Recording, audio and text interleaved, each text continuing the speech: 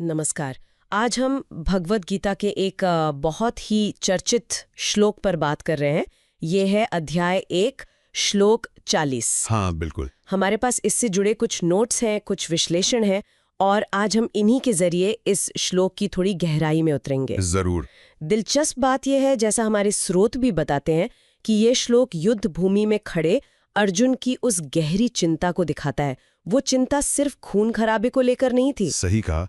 वो समाज के नैतिक और पारिवारिक ताने बाने के बिखर जाने के डर से जुड़ी थी। हाँ, तो पहले वो श्लोक सुन लेते हैं, ठीक है? हाँ। अधर्माभिवाद कृष्ण प्रदुष्यन्ति कुलस्त्रिया स्त्रीषु दृष्टासु वार्ष्णेय जायते वर्णसंकरः। हाँ। 40। हे कृष्ण वृष्णिवंशज, जब अधर्म बढ़ जाता है तब कुल की स्त्रियां दूषित हो जाती हैं, और हे वार्ष्णेय, जब स्त्रियां दूषित हो जाती हैं तब वर्ण संकर उत्पन्न होता है। बिल्कुल। तो ये जो डर है ये शुरू होता है अधर्म से।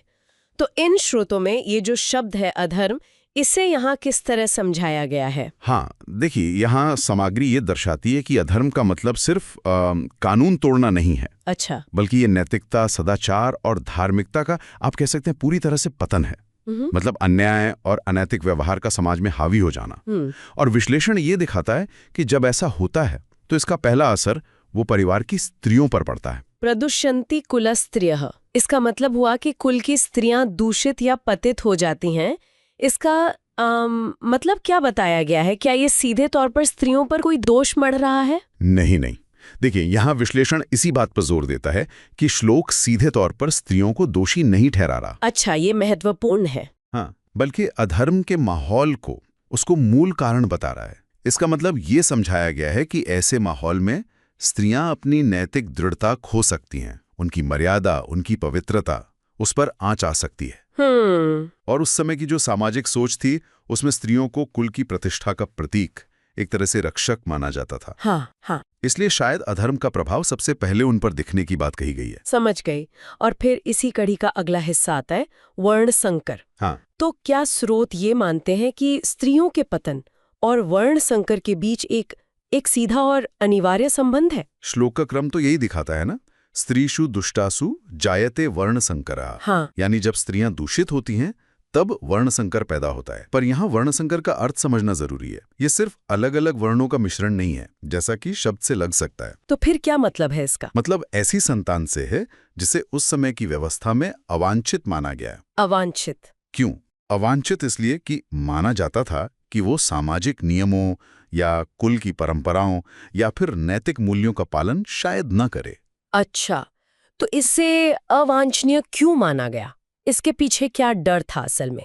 इन स्रोतों के मुताबिक वर्ण संकर को सामाजिक व्यवस्था के लिए एक बहुत बड़े खतरे की तरह देखा गया था। खतरा किस तरह का? डर ये था कि ऐसी संतानें कुल धर्म का पालन नहीं करेंगी। इससे जैसे पितरों को पिंडदान जैसी जो धार्मिक क्रियाएं हैं वो बाधित होंगी। हाँ। और समाज में एक तरह की अराजकता फैलेगी। इसे पारंपरिक मूल्यों और सामाजिक स्थिरता के पतन का प्रतीक माना गया।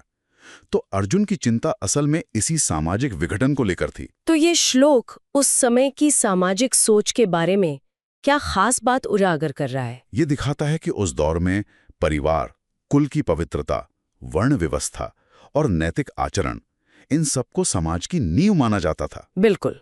अधर्म को सिर्फ एक व्यक्तिगत बुराई नहीं समझा जाता था, बल्कि एक ऐसी ताकत जो पूरे सामाजिक ढांचे को तोड़ सकती है। और एक और बात, अर्जुन का कृष्ण को वार्ष्णेय यानी वृष्णिवंश के महान वंशज कहकर संबोधित करना, जैसा स्रोत बताते हैं, ये भी इसी बात की गंभीरता को दिखाता है।